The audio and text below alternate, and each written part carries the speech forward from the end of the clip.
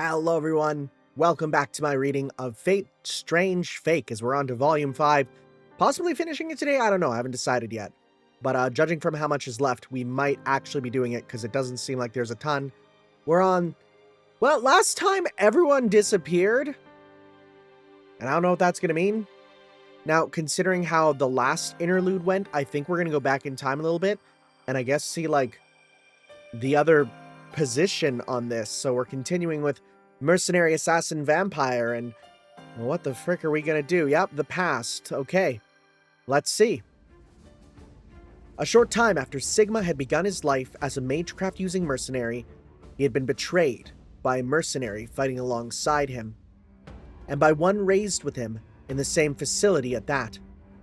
In the facility, he had been called Lambda, and his skill in magecraft had been several levels better than Sigma's. When they had gone together to suppress a magecraft-using criminal syndicate, Lambda had led Sigma into an ambush and then fired a Gander curse at him from behind. A series of twists and turns had followed, but in the end it had been Sigma who survived. Lambda, who had been more Lambda had been more skilled in magecraft, but he had relied too heavily on it as a result. Sigma had taken advantage of that to defeat him using tactics, using modern weapons. Why me? Why am I dying? After being forced to lose control of a deadly curse, the magecraft user was dying of autotoxemia. He could no longer move a muscle, and his heart was on the verge of stopping, but his resentment continued to flow from his mouth. Because you sold me out. He had been about to be killed. He had been about to be killed, so he had killed. That was all. The feebly gasping magecraft user shook his head to deny Sigma's simple answer. No, that's not what I mean. It doesn't make sense. No sense. The strong get to survive. That's the natural law for us. Bloodlust becomes a curse branded into the world and rebounds if the target deflects it. That's natural, but that's not what I mean. That's not what I'm trying to say. The man vomited black blood mixed with bile as he continued to scream out his resentment. I have a reason to live. I found people I have to protect. There are so many things I want. That facility may be gone, but our homeland hasn't changed. I have to change it, so that there are no more guys like us. To do that, I couldn't let the syndicate be stamped out now, so I gave everything I had. I tried to sacrifice my time, my life, even you, my best friend, raised in the same facility, to that cause. He shouted with a glare that threatened to leap to his feet and strangle Sigma at any moment, but the flame of his life was relentlessly fading. And yet, Lambda still spits curses at Sigma, who continued to listen expressionlessly. So why? Why, Sigma? You don't have a cause or a will or anything. You don't even want to, so why did you kill me? How did you surpass me? What belief drew out your strength? What do you live for? What's worth killing me? Why are you alive? As the man's lungs finally fell still, Sigma paused briefly to think over those cursed words and shot back a simple answer. Do I need a reason? What? I just don't want to die. I don't like pain either, so I retaliated and killed you. That's all. You just don't want... The color was rapidly draining from the man's face. He must have realized that his cries of resentment, the curse he was trying to sear into his opponent, were utterly failing to reach him, because a different sort of anger and despair overtook him. Even confronted with that expression, however, Sigma remained expressionless as he continued. Even if you'd explain your cause and then asked me to die for you, I'd probably still have said no, so a surprise attack was the right idea. You should be proud of your betrayal. I think. Sigma remained expressionless and his words lacked confidence. The magecraft user tried to muster the last of his life to shout something back. Not... But he could not manage it. Blood vessels burst in his cranium and blood began to flow from his eye sockets, signaling the end of his life. Sigma stared coldly down at the dead man and thought, I tried to sacrifice even you, my best friend, to the cause. Those were final words replayed in his brain. Sigma looked up at the sky in silence. So, you thought of me as your best friend. At the same time, he realized just how much pain it had cost the man called Lambda to set him up. He realized that he had not thought of Lambda as a friend or anything else. That's a bad joke. Once it was all over, Sigma received his payment from his employer and then played a rented DVD of a comedy program over and over again. To others, he might not look like he was enjoying himself, but he was just inexpressive. He did enjoy comedy, except for one stray thought that intruded on his pleasure. He recalled the Magecraft user who had died with an expression of mingled rage and despair, his face cursed like a cursed statue, and thought, enemy or not, it must be awful to die looking like that. Maybe he could have passed a little more peacefully if Sigma had been able to throw out a clever joke at the end. But he still had no idea what he should have said. All he could do was watch the red-clad comedians on the screen and murmur his real feelings from the bottom of his heart. Comedians are incredible. I can't believe they can even make the Inquisition funny.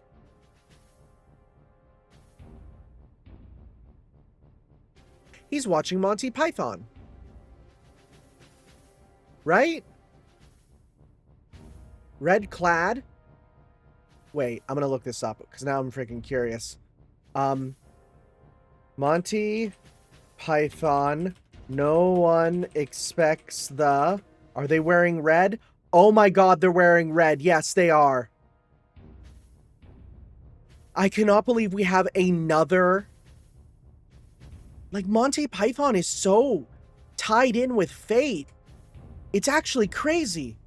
As a reminder, like, multiple events of Monty Python and the Holy Grail are canon to fate. And now we got this? Oh my god, okay. Okay. Very interesting. Very interesting. Anyways, the present snowfield behind the hospital. Sigma wondered why, in this situation, I guess I should say, the present snowfield behind the hospital. Sigma wondered why, in this situation, he remembered the face of his ex-compatriot. The scene before his eyes bore no resemblance. The girl transformed the dense mist that shrouded her body into numerous shapes. Massive beasts, great serpents, beautiful women, giants, that somehow attacked the man who seemed to be a hematophage, no, a monster called a dead apostle, with physical force. She attacked the man-shaped monster who delightedly danced across the battlefield, sometimes dodging, sometimes having a limb torn off and immediately regrowing it. Are those Jinya? I'm amazed your control extends to them. Really, there's never a dull moment with you. I'll let you command even more powerful Jinya if you accept me. Don't you want to be like the great Suleiman? I'm guessing those are just another name for Jinn. And I'd recognize the name Suleiman. I do not control them. You insult my great forebears and their teachings. Assassin whispered with hatred, then leapt into the fray herself and lunged at her enemy alongside the great beasts and giants formed from her mist. Seeing the fiend take even the assault and regenerate with a laugh, however, Assassin could not help narrowing her eyes. Monster. Yeah, that's cool. Yeah, he's getting torn apart by giant things, including a woman. And oh, that's her at the top. I didn't even notice her. That's cool. Monster!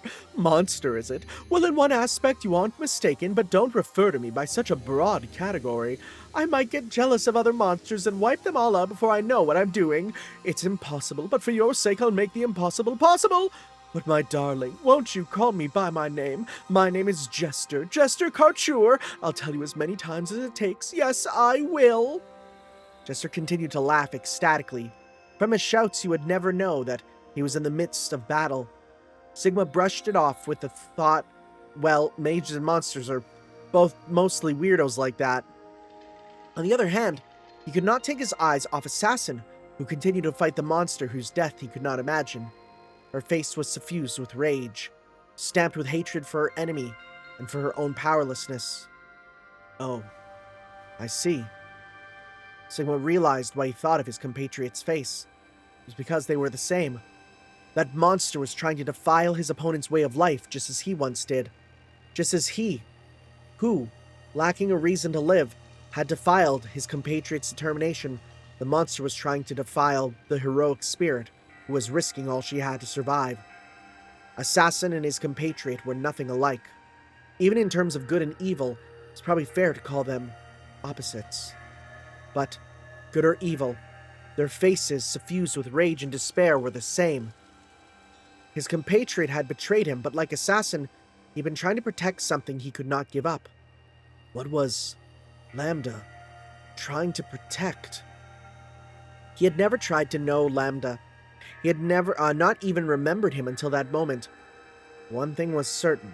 Lambda's curse had failed to reach Sigma's soul, but it lingered in the corner of his memory. Not to give pain, as more of a suggestion than a curse. In other words, it was a slight mental compulsion to help Assassin in this situation. Not even Sigma's compatriot, who had meant only to convey resentment, had the intended result. But with irony worthy of a comedy, it moved Sigma. As a result, Sigma drew his gun and immediately fired a bullet into Jester. It was a considerable distance, but Sigma's reinforced senses and body were tuned into a single emplacement on his head, and his shot hit its mark in the center of Jester's forehead. Single emplacement, and his shot hit its mark in the forehead. It would naturally take more than that to kill him, but the bullet, treated with magecraft, inflicted damage that no ordinary weapon could. "You just had to butt in," Jester tutted. "You, a mere human." Jester instantly regenerated his injury and shot a glare at Sigma. Sigma used that brief opportunity only to ask a telepathic question. To ask the shadows of his servant Watcher for everything they were currently able to learn about the monster in front of him. Then, he spoke the answer aloud. "How many of the bullets inside you are left?" He aimed to rattle his opponent by saying something that would confuse him. He did not know his servant Watcher's identity, but its unique ability to perceive everything that occurred in the city while it was summoned made for a fantastical surveillance system. According to the information he had been able to gain through its ability, the vampire known as Jester possessed a number of cores that he called bullets and was able to rearrange his entire body, including his soul, by switching between them. His spirit origin as a mage seemed to have been destroyed by Assassin, but Sigma did not know the details because Watcher could not be summoned at that time. What? The effect of Sigma's provocative suggestion that he knew Jester's secrets was simple but immediate. Jester wiped the expression from his face and confronted the already expressionless Sigma with a mask-like face. Assassin looked at Sigma, remaining wary of Jester, who had suddenly stopped moving. Jester returned her attention favorably while staring at Sigma and asked, "Are you a master?" "I don't need to answer that. How did you learn about me? Through your servant?" "I've no intention of revealing my source. All I can tell you is that you took the form of a child to escape the executor, and that you then infiltrated the hospital, where you attempted to do something under a girl's bed." Sigma spoke matter-of-factly. Jester, who thought he had acted in complete secrecy, scowled and raised his voice in irritation. "What a creep! I'm still going to beat you to death, but I think I'll stop that smart mouth of yours first." Just as he was about to shift the focus of his attacks to Sigma, gargantuan serpents danced in the sky over Snowfield. Even Jester was wary of that torrent of magical energy and turned his attention toward it while distancing himself from Archer and Sigma. "This is... an archer with this much power must be... I see. A Grail war with groundwork this thorough is almost like the Age of God." His delighted mutterings were interrupted by the onslaught of another torrent. "Lines!" A roar like a scream cursing the whole world rang out from Main Street. At that shriek, like the earth itself was crying, Jester's eyes widened. while Sigma and Assassin imagined that their souls had been shattered. For just an instant, time went on without them. What? Can the Grail really summon something of that magnitude? Jester muttered to himself in alarm, having sensed the spirit origin at the source of that roar. Oh, good grief.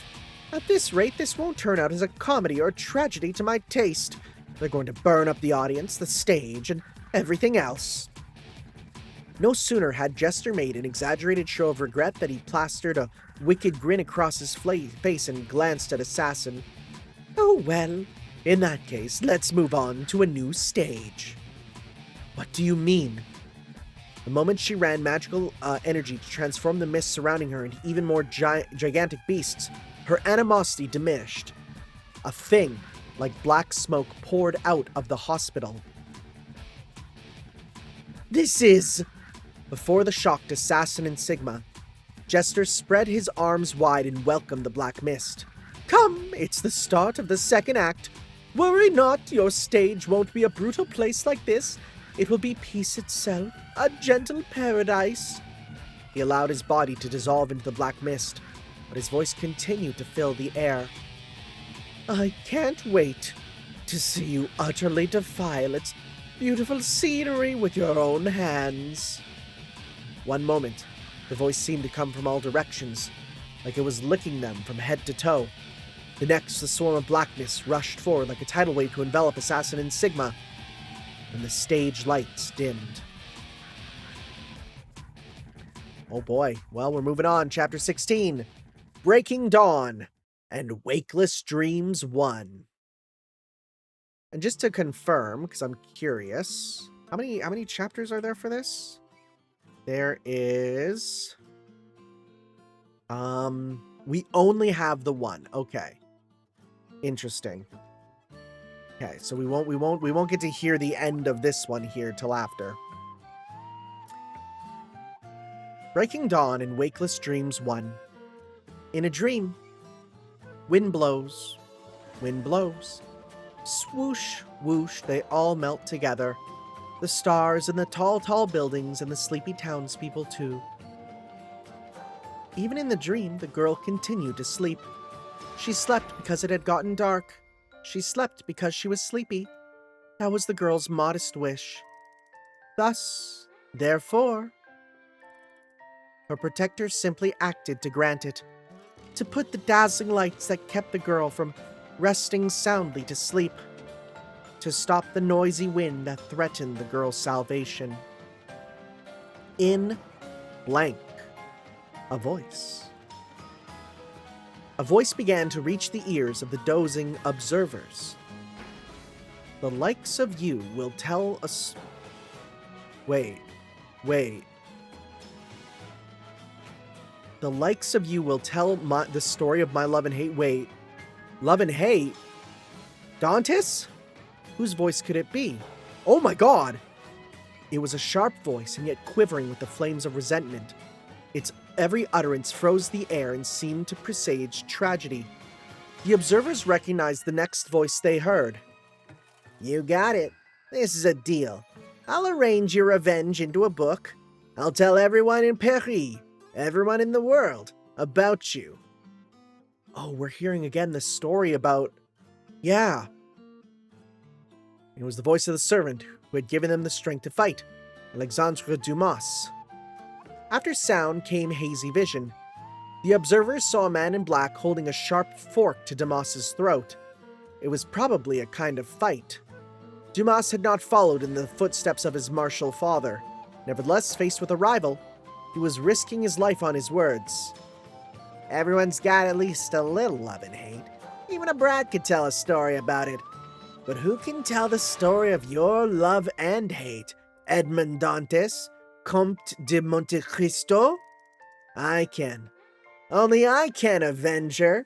What sets your grudge over having your life stolen apart from a little brat's grudge over his little kid brother taking his sweets? Something does, of course. But you aren't the one who can tell it most dramatically. Can you speak to the hearts of thousands, millions of people? I can. That's what my pen is for. Or putting it the other way around, You're as good as finished speaking to millions, billions of people. It's my pen that will put it to paper, but it's you who showed me how you live.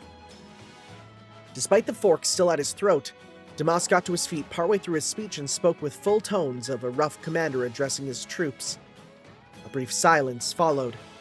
The man in black stared expressionlessly at Damas, but in the end, he lowered his fork with an air of disgust and practically spat. I won't seek compensation, but your deal is hardly reasonable. Oh, you'll be compensated, Damas answered, shrugging his shoulders and twisting his mouth into a broad grin. I'm gonna make you into a celebrity. Then, spreading his arms wide, eyes shining like a child describing his dreams for the future, he began to expound his views to the man in black. My protagonist will walk a road of revenge paved in bright red blood spray and pitch black hatred, but everyone will cheer. That's what makes it beautiful. I'll make sure that for the next 1,000 years, the word Avenger will make every person in France think of you. Oh my god, that's amazing. The observers finally realized that Damas was conducting a negotiation, and that the man in black in front of them must be the model for someone in Damas's massive body of work. Yeah, I wonder who that is. A few well-read observers realized who the man in black was, but couldn't shake the doubt. He couldn't have actually have existed, could he? Oh my god, this is interesting, because, like, again, it's the concept of fake or real, right? That'll make your revenge complete. You were slandered by society, forgotten by the people, and abandoned by the world. But for the first time, people will recognize that you were in the right. In the right? Do you think I want that? Yourself aside, but it could mean salvation for the people who've been mixed up with you. At those words, the man in black fell silent again, then slowly shook his head. Do as you please. You don't mind? The man called Edmond Dantes no longer exists. The only thing here is a grudge that continues to fall toward the far side of love and hate. Even as he took a philosophical view of the situation, the man's voice still seemed to burn with dusky flames. Dumas swirled his wine glass and said with a hint of loneliness, So, you're casting off Edmond Dantes? It's the name of a man who ought to have vanished inside the Chateau d'If. That coat you wrap yourself up in is like black fire. You want to burn yourself out one of these days? Or else, have you already done it? A black tulip's the same color, but it'd be a sight to stir up the people's hearts. Ever considered turning back before you're nothing but cinders? The observers were confused. Damas had spoken as if he approved of vengeance. Why would he try to talk the other man down at this point? Yeah, that's right. The only place you're headed for is hell. A darkness even deeper than the black flames you're wrapped in. There's no salvation for you. I've seen enough humans to say for sure. 10 to 1, you won't make it back here. You'll end up crushing ordinary happiness with your own hands. And if you turn back now, you just might meet the same end as the hero of the novel I'm going to write. Damas almost seemed to be trying to tell the man to not let him write the novel. The Avenger in black heard him and, with an incredibly cheerful grin, directed a sinister laugh at the empty air. Okay, so wait. So he's laughing. I see. So you, the man they called the King of Paris, guarantee the hell awaiting me. What are you laughing for? I'm relieved. That means my path is worth walking. The Avenger let a rage whose flames threatened to consume him seep into his voice as he continued. I do not need salvation. I do not need mercy. How could I speak of revenge if I refuse to pay the price for dragging even the innocent into my rage? Why are we here? Why are we seeing this? The observers wondered. But at the same time, they could not look away. Even if they did not know the identity of the man speaking with Damas, they were painfully aware of the dark flames of that soul that dwelt within him. It was as if they had been brought to this place by those... Oh! Huh. Wait, is this gonna be, like, super important? Oh, this is not a cameo. Huh. Why is Dantes Okay. Alright, okay, let's see here.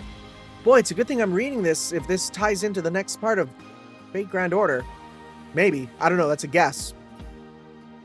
It was as if they had been brought to this place by those flames.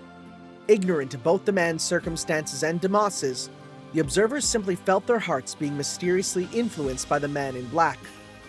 The man in black paused, turning back to face Damas and resumed speaking. Still, what becomes of a man walking into hell should be no concern of yours. The man chuckled and said with a hint of pleasure, I took you for a money grubber like my arch enemies, but you're surprisingly cordial, novelist. Doesn't matter, does it? I've just already got more money than I know what to do with. Damas scratched his head, put off by the sudden remark. The man in black turned his back on Damas and began to walk toward the room's back door. It's just a name I've discarded. If you say you'll save it with your pen, then do it, if you can. I'll do it all right. Yeah, it'll take some prep work, but by the next time I hear someone mention the island of Monte Cristo someplace that has nothing to do with you, that'll be fate giving me the signal. I think I'll start writing then. I'll get it serialized in a newspaper or something, so look forward to it. See that you don't forget. If I don't like the ending, I'll pay a visit to your bedroom and tear up your manuscript and your windpipe. Damas responded to the threat, spat out with a keen-eyed grin with sarcasm. Sure thing. If I strike rich, I'll build a chateau de Monte Cristo on the banks of the Seine, so you'll know where to find me. He had no idea that he would one day follow through on what he meant as a quip. Anyway, if the ending strikes your fancy, come to applaud me. I'd like to find out how my model really ended up if I can. I have only one thing to say to you. The man in black flashed a faint, wry smile, with his back to Damas pronounced, Wait and hope. The observers who had been listening to the pair were unable to see any more of the scene. As the man in black spoke, their consciousness withdrew from that space. As they did, they had a premonition that what had already been incorporated into they had a premonition that they had already been incorporated into the life experienced by the heroic spirit Damas, into his story. Then, the light enveloped the observer's consciousness. What are we doing? In the morning sunshine. What was that? Vera, the police unit's coordinator, realized she was lying on a bench on the hospital grounds and slowly rose. How did I get here? The other officers lay on the ground nearby and were also beginning to rise as if at signal. They were all surveying their surroundings with looks of confusion. Wasn't Castor just... Mr. Castor and a guy in black? Based on their mutterings, Vera judged they had all seen the same scene. A dream? But it was too vivid and lifelike. They could even clearly remember what had been said. It was like their waking minds had nothing else been blown into a different time and place. Oh, did all of you see it too? John? The voice from behind Vera came from John, who seemed to be already awake. His prosthetic hand was half destroyed, and he had lost the Hydra-Venom blade. Of course, it would have been incredibly dangerous if his hand had been broken with the blade exposed, so in a sense, that was fortunate. Since you mentioned a guy in black, I guess you saw Mr. Castor talking to the Avenger in the restaurant.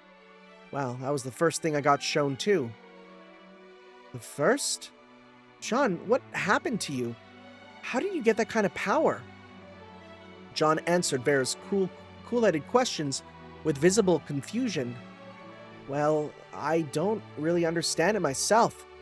I was shown all kinds of heroic tales, starting with that one, for about 10 hours, I think?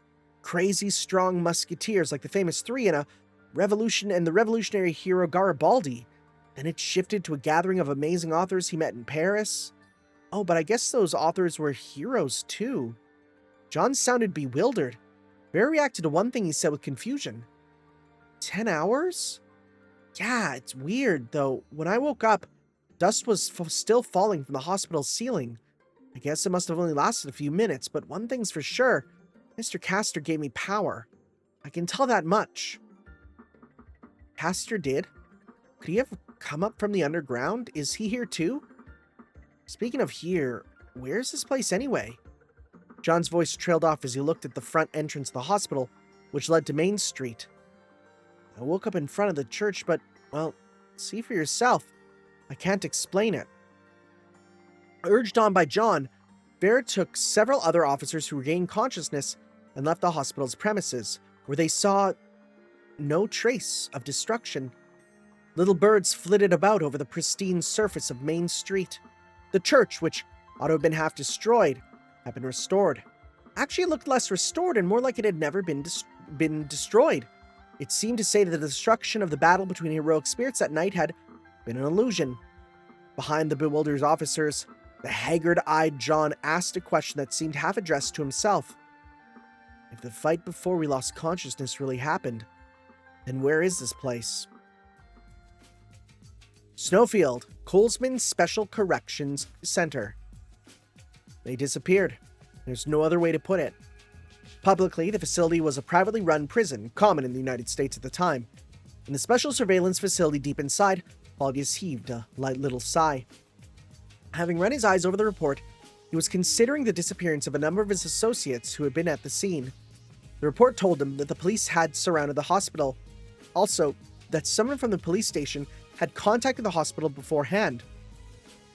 When he saw the name of the patient that the physician they had contacted had attended, Claudius shook his head. Kuraoka Tsubaki. Damn the Kuraokas. Can't believe they would set up their hospitalized daughter as a master. Claudius had had his doubts about the motivations of the Kuraokas, mages who had been cooperative with this fake Holy Grail war, but thanks to the chaos of the day before, he had gotten a rough idea of the circumstances.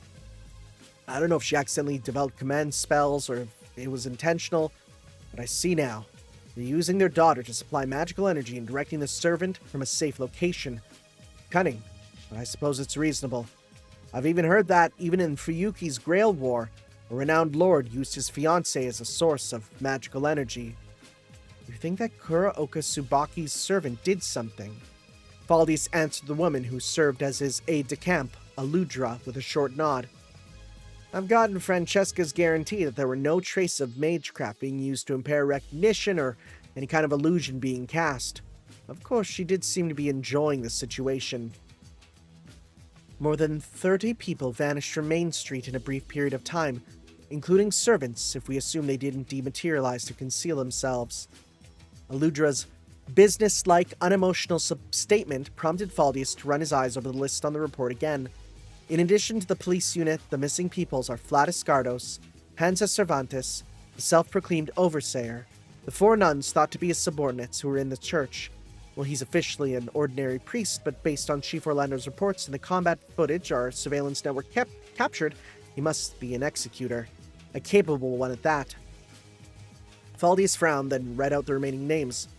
Also, Sigma and Saber's master, who was accompanying him. Looking at the spectacled blonde woman he had seen in the recordings, Claudius sunk into thought.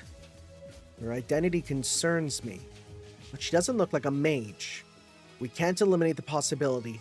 We ought to view this as the work of Kuraoka Tsubaki's servant. They had lost contact with Sigma, who was practically speaking on their side. They'd also been able to confirm Assassin and Saber, who seemed to be accompanying him since that morning. Even setting aside Assassin, who had been summoned to prime the pump, if Saber had been destroyed, his spirit origin and magical energy ought to have been poured into the Grail. The fact that there was no sign of that meant there was a strong possibility that Saber, at least, was still alive. In which case, where had they disappeared to? Claudius wanted to consider the question carefully, but Aludra reported a matter that required his attention even more urgently. Let's say that the destruction on Main Street was a result of underground gas lines bursting, a chain reaction caused by the pipeline accident in the desert the other day. It will be a little hard on the gas company, but we did create it to be Oh my god, they created it. We did create it to be expendable. I sympathize with the low-level employees who don't know anything, but we'll leave them to their social security plans the ordinary politicians drew up. Oh my god. Claudius sounded unconcerned as he shifted his attention to another issue. Now it's high time I located my own servant. At worst, I may need to use a command spell to recall him. Just as he was about to return to his work, he sensed a slight shift in the flow of magical energy within him.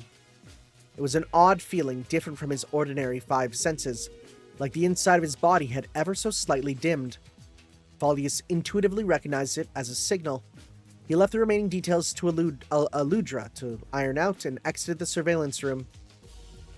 He stepped into his workshop, inside the same facility, confirmed that its door was shut, isolating it from all outside radio waves and magical energy, then spoke.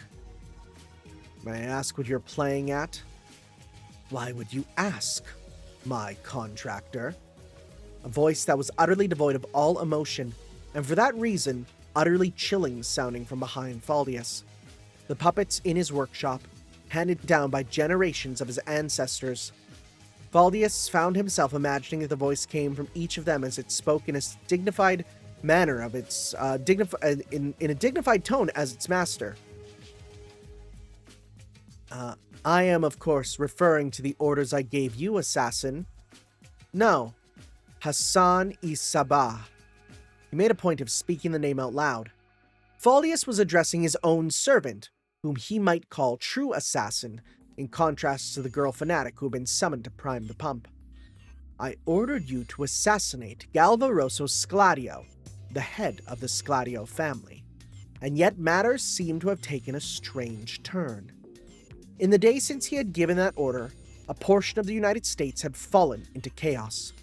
In that one day, 35 important figures in the worlds of business, media, politics, diplomacy had passed away due to accident or illness, and a majority of the deaths from natural causes had the result of sudden strokes or heart attacks rather than the prolonged struggles with illness.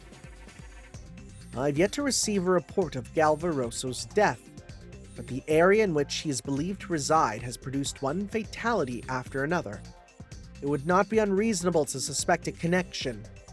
Faldius spoke aggressively, concealing the cold sweat on his back and hands. If his servant was committing a string of murders for some reason on his own, then Faldius needed to rein him in, even if it meant using a command spell. If the servant was not the type to fear his own destruction, however, it was entirely possible he might kill Faldius before Faldius had a chance to activate his command spell. Faldius steeled himself as he asked the question, readying his mind and magical energy to activate a command spell, but the shadow, Hassan, simply answered, matter-of-factedly. I have not deviated from our agreement. I have merely returned the lives that your faith determined to end to the other side of sleep. It was a cold, robotic voice, as if a shadow with no will of its own was speaking. As one who walks in the shadows of the sacred purge, I swear, I have surely ended the life of those people. Galvaroso Scladio. Those people? That's not creepy at all. Him with the dolls. Faldius frowned questioningly, then looked up with a stare. Don't tell me. Just so. The darkness that stood behind Faldius alleviated his doubts by quietly stating a single fact. Galvaroso Scladio has already eaten away personhood. That is all. What the frick does that mean? What the frick does that mean? I guess we're gonna learn. Well, here we go. One day earlier, somewhere in the United States, the Scladio Manor. The Scladio family. It was one of America's foremost crime syndicates, exerting major influence not only on the criminal world, but on the business world as well. There was a reason why it retained its power base even as crackdowns on cartels intensified. It rounded up mages who, for whatever reason, had been driven out of the Clock Tower or Asian mage associations and stray magecraft users used its abundant financial resources to support their activities. They provided the Scladio family with magecraft in exchange, but there was no compulsion. The mages and magecraft users voluntarily assisted the Scladio family in order to avoid losing an ideal patron or protector from rival organizations. The Scladio family also had a strong connection to South American drug cartels, but their drugs never hit the market. Those drugs, which had undergone various forms of improvement, were used as specialized catalysts or ingredients in elixirs by mages the families patronized. The The clock tower partially ignored the family, reasoning that while they would love to crush it if the chance presented itself, the ensuing confrontation with the United States and the release of Magecraft users affiliated with the family would outweigh the benefits of doing so at the present. The leader of that powerful organization, whose reach extended to the public, criminal, and even mage society, was currently lying limp as a sheet on a massive bed in the innermost recesses of a vast mansion, a respirator and countless tubes attached to his body. Anyone who saw him would assume that he had at most a few years left to live, but he was smiling under his respirator and handing a large plush fox to the young girl who stood beside him. "Thank you, great-great-grandfather. I'll treasure it as long as I live." "Good, Olivia. You don't need to treasure it that long. When you find something you care for more, forget about me." The bedridden old man spoke to the girl of 5 or 6 in a voice that was hoarse but still had some strength in it. His name was Galvaroso Scladio. It was a false name, but it was no exaggeration to say that that name, which had left his mark on the world, was all that he had. He was the head of the Scladio family, a man who employed every means at his disposal to prolong his life. Officially, he was 109, that's a special number, 109 years old, but rumor had it that he was actually even older. The majority of those means employed mage... What? Oh, every mean, oh yeah. The majority of those means employed magecraft and could never be made public, but perhaps because he was not a mage himself, there was a limit to what they could do to halt physical and mental degradation. Mages of a truly high degree were capable of transforming themselves into hematophages and other inhuman things. But none of the mages associated with the family, at least, were capable of converting another person, especially a non-mage like Galvaroso, without risk. "Listen, Olivia." "What is it, great-great-grandfather?" Galvaroso smiled as he addressed the girl, who was the youngest of his 43 great-great-grandchildren. Oh man, okay. Oh, I don't know about this. Oh, I don't like where we're going. "You're the spitting image of my wife, who died 80 years ago. Give me a closer look at your face." "You're acting funny, grandfather. You talk like you'll be gone soon." The guards who accompanied the girl averted their eyes slightly at her naive remark. They must have known that Galvaroso likely did not have much time left. The old man himself, however, displayed no such weakness and continued to listen to his great-great-granddaughter with a smile. After a short conversation, the girl and the bodyguards left the room. The bedridden Galvaroso was left alone inside with the faint sounds of his respirator. Although it lacked even a single guard, Magecraft has made his room in the innermost recesses of the Scladios family headquarters into a fortress. One of his bodyguards who had brought his great-great-granddaughter was a capable mage. Without his guidance, she would not have been able to even notice the hallway that led to this room. A massive composite workshop created by the utmost efforts of elite mages, even among those, the many at the family's disposal, that was Scladio's main residence. A variety of defense mechanisms and numerous evil spirits inside a powerful 35-layer ward. In light of a case in which a mage's workshop had been destroyed along with the building that contained it, its systems had been designed to defend against both airborne projectiles and attempts to destroy its foundations from deep underground. For mystical defenses to surpass it, one would have to look to mage centers such as the Clock Tower or the Wandering Sea, or else the labyrinths and dens of vice that mages powerful enough to approach the root had spent their lives constructing. At the center of the toughest ward was a space devoid of any trace of insects, let alone malice. There was nothing there to threaten Galvaroso except his own lifespan, despite which he deliberately removed his respirator, stared at the empty air, and spoke. "You're there, aren't you? Darkness that signals my end." The empty air did not answer. Nevertheless, Galvaroso continued to speak as if to himself. "Yes, I knew. I've known for years now." Breathing must have been difficult for him without his respirator, but Galvaroso continued to speak at length. "I poured my personal fortune into an auction to obtain these mystic eyes. We weren't very compatible, or maybe too compatible, but they only showed me a single future. Again And again.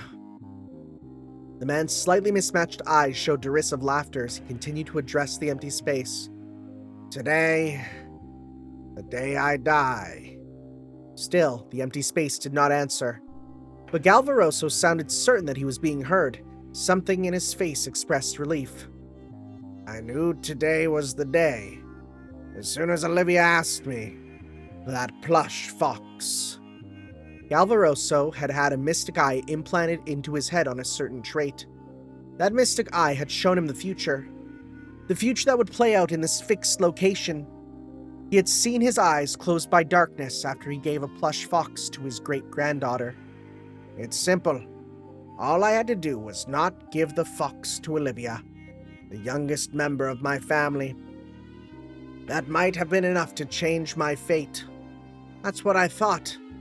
But I suppose that this is what it means to get old. If the alternative is seeing Olivia cry and sulk, I'd rather accept death. That's honestly how I felt. Galvaroso quietly explained to what should have just been the empty air.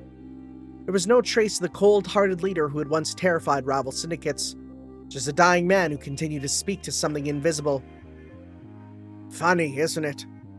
I've crushed plenty of organizations and killed many, many people to get where I am now.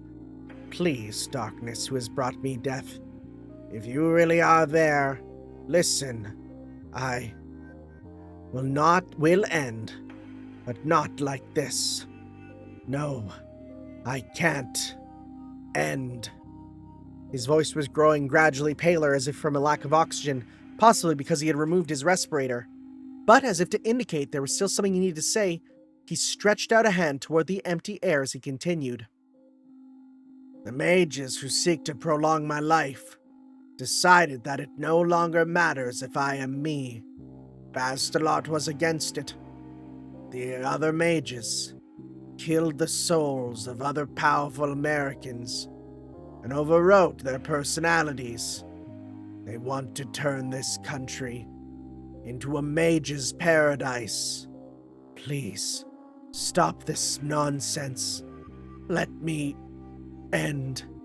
I just wanted a chance to use magic. Magecraft. His speech had begun broken. His words had begun to stop forming sentences. But, as if struggling to carve his essence into the world, he seared words that were nearly curses into the air of the room. Yes, the first woman I fell for. My wife was a mage. Barely any magic circuits. Practically an amateur, killed by the clock tower. Magecraft. Yes, magecraft. Magic, I always yearned for it. Like a child, I wanted to use magecraft. Like she did. I wanted to see the world, the same view that my wife did. That's all I wanted. Power, an organization. Galvaroso continued his fragmentary account of his path, as if to atone for his sins. As the words poured out, there was a tremor of emotion in his eyes.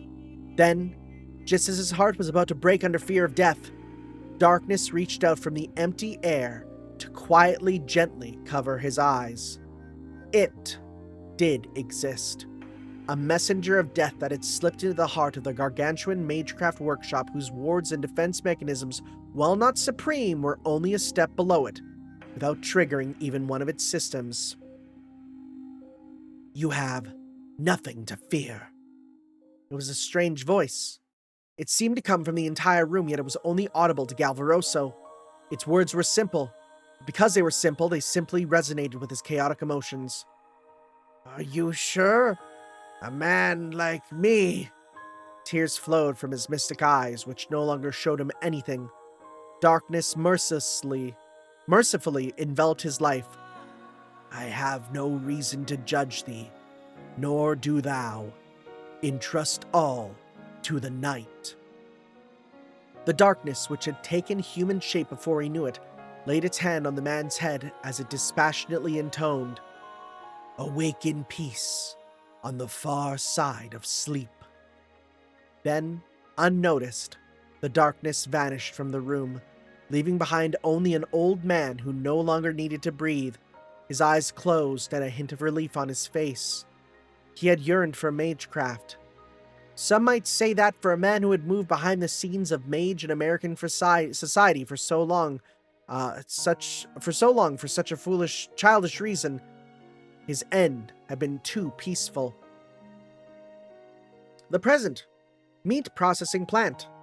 The battle between the gargantuan, mechanical heroic spirit and Alcides had left the meat processing plant in ruins.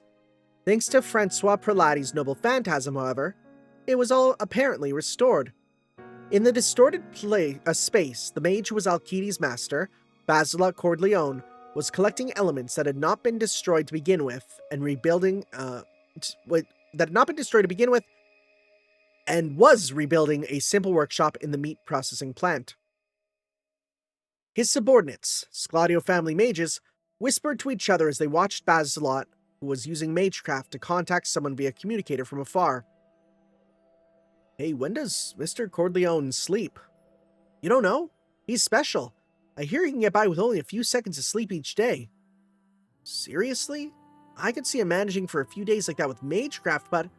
well, that's not all. He eats the bare minimum too. Rumor has it he went 30 days without eating food or drinking down, or drink hunting... he went 30 days without food or drink hunting down... Drink hunting down? What do you mean? Am I crazy or is this sentence weird? Rumor has it he went 30 days without food or drink hunting down. That's strange. And dealing with a hostile magecraft user who'd hold up in a snowy mountain workshop, right? Wait, hunting... He went 30 days, so they're hunting down and... Oh, hunting down and dealing with... Oh, okay, I see. Hunting down and dealing with a hostile magecraft user. Okay, sometimes sentences here are a little strangely written where it's like you read and you're like, what is this saying? But then you read it again, it makes sense, yeah. The mages watched their superior at work with frightened eyes. Thank God he's on our side. Even when he faced down that creepy heroic spirit, he didn't give an inch. Yeah, I don't know what other kind of mages the other masters are, but I can't even imagine him losing. Even among mages and magecraft users, they were nearly strays. Their positions in the family weren't especially high either. But a mature man's voice, unlike theirs, was perfectly calm, rang out in the meat processing plant. No, Mr. Cordleone isn't invincible. He'd been beaten a few times, and he doesn't make a secret of it. It was the man who had been working under Basilot the longest. He had come to replace the man who had been replaced by an enemy mage, and held a fairly high position in the Scladio family, although Basilot still far outranked him. The veteran magecraft user elaborated on Basilot to his juniors. He nearly died fighting holy church executors, and a freelancer named Shishigo outwitted him once. Wait, Shishigo? That's the golden lion. That's the guy from, I'm pretty sure. I'm gonna double check. Shishigo Fate, is that the yes, Shishigo Kairi Shishigo. That's the guy from Apocrypha. Yep, okay, sounds good. Shishigo outwitted him once. Magalo or Durfamil gouged out one of his lungs, don't know who those are. And Brother Degras burned most of his magical circuits. I think he fought to a draw with Wu from the Marvel Company. I bet you, okay, so I think these are all references to, probably, the El Malloy stuff, which apparently, Flu is also from. This was before he joined the family, but I hear he expected to die when he went up against one of the most famous clock tower organizations, Sponheim Abbey, I think. Is that so? The scary thing about him is that none of that put a crack in him mentally. It didn't matter if he had his organs rotted out or his lover's head dumped at his feet. He never turned a hair. The person who dumped that head probably had hoped to cast something on him while he was shaking, but that didn't pan out for them. The mages spoke matter-of-factly while lighting a cigarette. What happened to that mage? One of the underlings swallowed hard and asked. The same thing. He just stuffed them into the machine and turned them into a mana crystal, the same as the others. Of course, they bawled more pathetically than the rest. The man's gaze rested on the hulking machine developed by the mage Atrium Galastia to convert human life into mana crystals. It had been damaged in the battle with the gigantic heroic spirit the day before and was currently inoperable. Still, that was not a problem. He had enough crystals stockpiled to enable Alcides to use his full strength for the duration of the Holy Grail War. You see, he sacrificed his own life and family to the big boss, Galvaroso Scladio. I've never seen him cry or... The man had been speaking matter-of-factedly, but at that point he had suddenly cut himself short.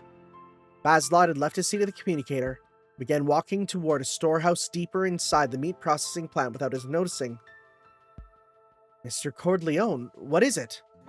The subordinate mages wondered what he would want in the storehouse, but they had not received orders about it, so they remained on standby. Then, after a brief interval, Bazelot emerged from the wide-open doors of the storehouse. His mage's subordinate's eyes widened at the sight of him. This was due to the instrument he was carrying in his right hand. Of course, an ordinary instrument would not have been so shocking. In fact, even a shamisen made of human skin would have surprised him less. The type of instrument was the issue. The instrument clutched in Bazelot's hand was larger than his entire body. It was a grand piano! Silence fell between the mages who were unable to keep up. Oh, it's a piano! Huh? At first glance, it looked as if he were dragging the black mass, but he was holding it off the ground with the strength of one hand.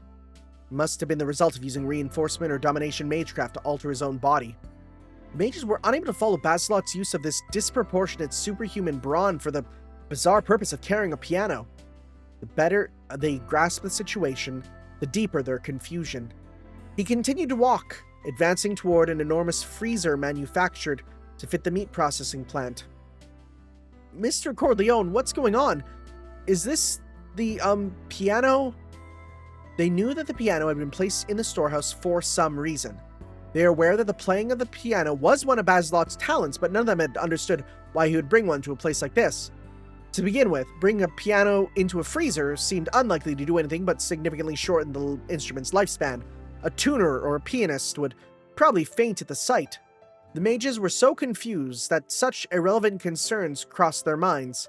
As they began to wonder if it might have been some kind of mystic code disguised as a piano, the emotionless Bazelot began to speak. It seems that Mr. Scladio, Don Galvaroso, had passed away. What? This time ground to a halt in the mages' brains. Leaving the stunned mages behind, Bazelot opened the freezer doors and vanished into a forest of suspended beef. The door closed and the freezer was locked in the darkness. The placement of this jet black grand piano in its center caused alien blackness to eat away at the world of red flesh and white fat.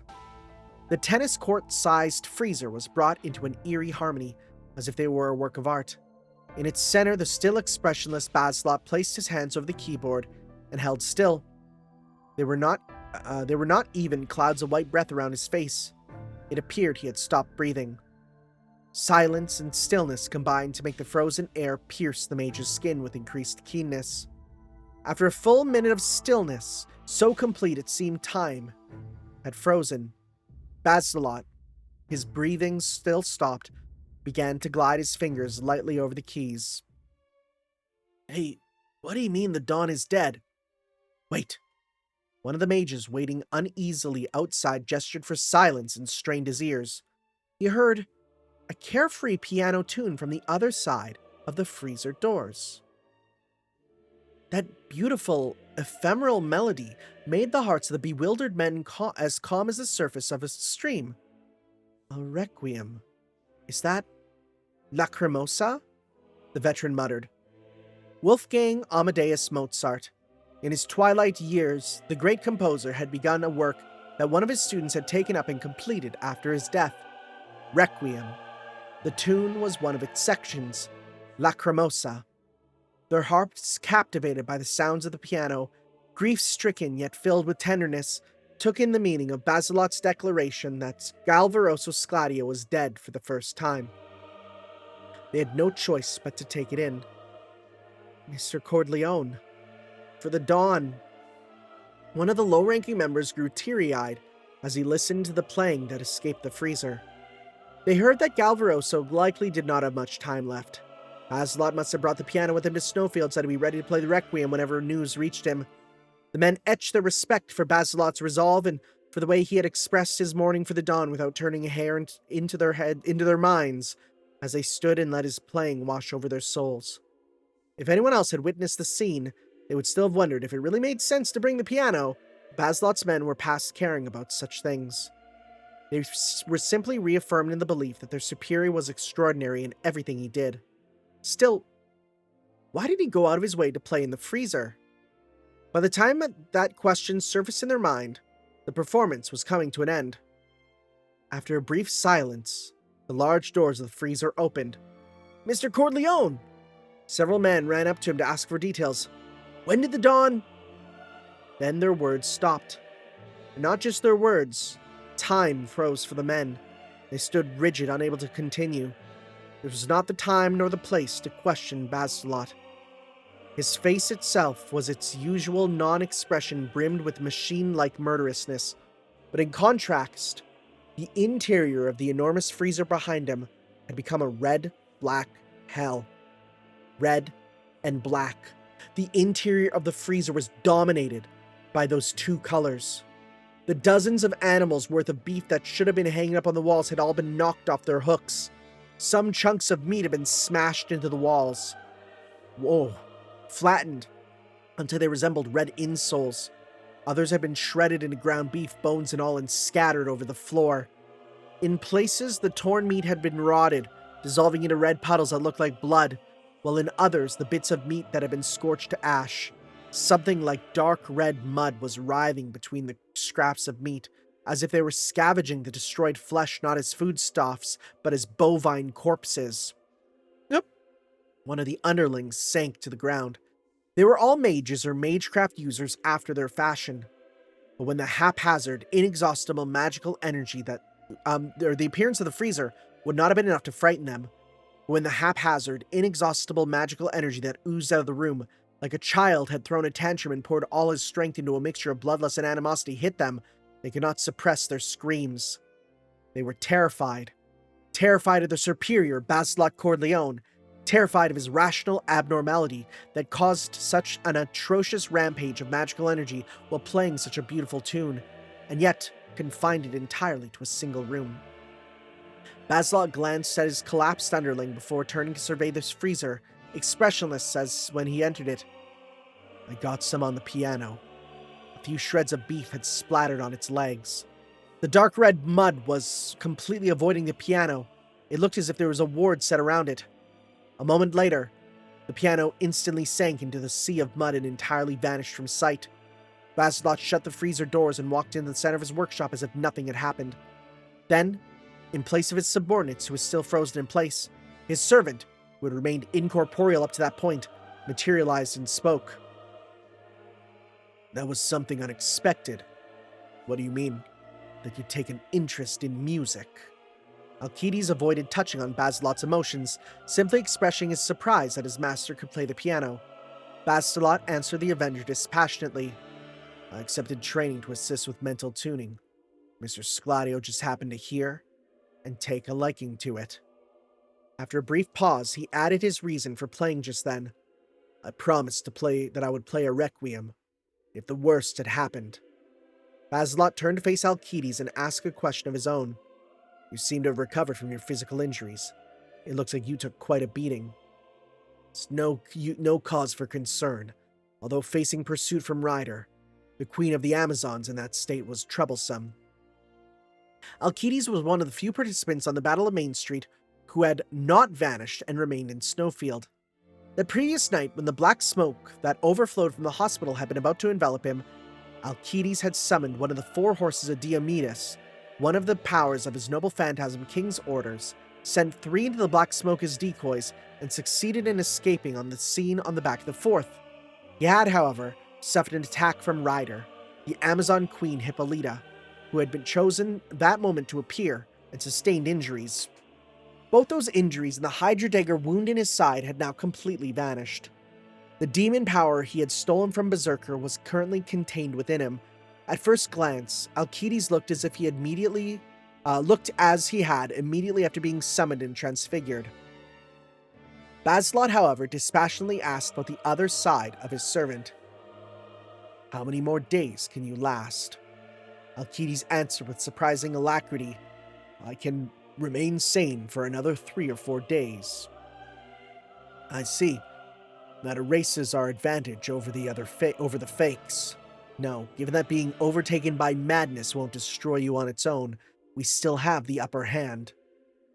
Alcides had indeed been poisoned with hydrovenom. He'd used the vile sludge to consume it and prevent his bodily destruction, but that deadly poison, which had led to his own death and indirectly driven his third wife to suicide, had still been taken into his body.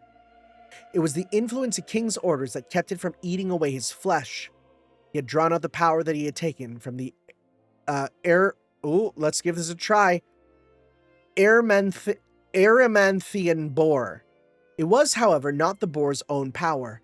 The boar was not the greatest thing he had taken and conquered during that expedition. It was the thing Alcides, during his penance, had taken from his mentor, Charon. Oh. Is that an... okay, that's a different way of spelling it. Charon, yeah. Okay. It was none other than, I'm going to go with your pronunciation, it was none other than Charon's own immortality. Okay. Charon, a centaur, bestowed with the power of immortality, had been struck by hydrovenom due to a stray shot from Alcides. The pain had been so intense that, unable to bear it, Charon had surrendered his own immortality to Prometheus and ended his life. Therefore, while Alcides had lost the 12 substitute lives that his proper spirit origin possessed, he did possess a single substitute lifespan, Charon's immortality, until it was ceded to Prometheus as one of his noble phantasms. Activating it, however, meant nothing less than experiencing the same pain Charon had suffered. At that very moment, that ceaseless agony, the same agony that led him to choose death while he was still alive, continued to torment him. He was currently cancelling it out by transforming the pain and suffering into strength through the influence of his mud. "Do you regret it? Killing your mentor? Were I to obey my heart, having given myself to vengeance, I ought to rejoice that I was able to liberate my mentor from immortality, a vile curse of the gods." After that evasive answer, Alcides continued, "The mud is winning at present, but this venom is the symbol of my death. Little by little, it is eating away at the root not of my body, but of the mind of my spirit origin." But he showed no fear of that. Despite the mitigating effect of the mud, an agony beyond any ordinary toxin was coursing ceaselessly through his veins. And yet, Alcides maintained his usual mental state, forcing himself to endure out of his lust for vengeance. That, however, would only last the number of days he had just told his master. "That will be enough. You just have to obtain the Grail before you're finished." Bazelot's statement prompted a questioning response from beneath Alcides' cloth. "I thought you had no interest in the Grail itself."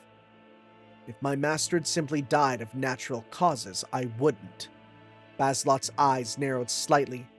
He rarely showed emotion, but his voice was dripping with hatred and something approaching bloodlust. "Some of the family's mages didn't know when to stop.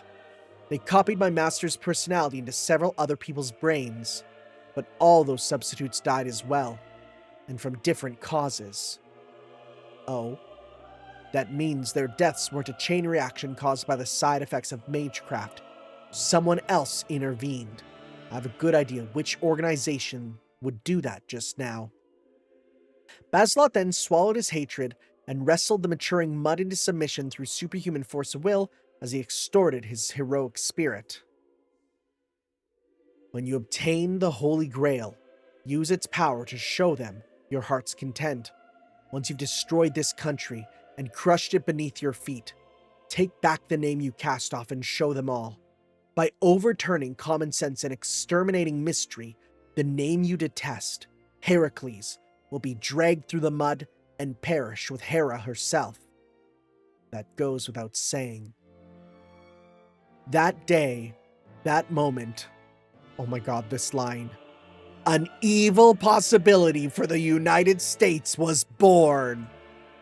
If Bazelot were to obtain the Holy Grail, its power would be used to exact his revenge on the state. That would mean nothing less than becoming a sacrifice to grant his own wish using the might of Alcides infused with the full power of the Holy Grail. Faldius had only made one mistake. He had guessed wrongly that Bazelot Corleone was an unfeeling mage, a mage's mage, or magecraft user who would make the concealment of mystery his highest priority. That a mage who had been a cog in one large organization would, once the organization's leader was gone, turn to whatever organization could offer him the most in order to fulfill his ambition as a mage. Of course, Faldius had intended to kill Bazelot. The instant Bazelot showed signs of doing anything of that kind, Faldius would have exploited the opportunity to finish him off. But that was a misreading, one that Faldius had made because he was a mage himself. He was right that most of the Scladio family mages were either using Scladio to further their own research, looking for ways to reach the root alone, or else magecraft using mercenaries who would join whatever organization offered the best support.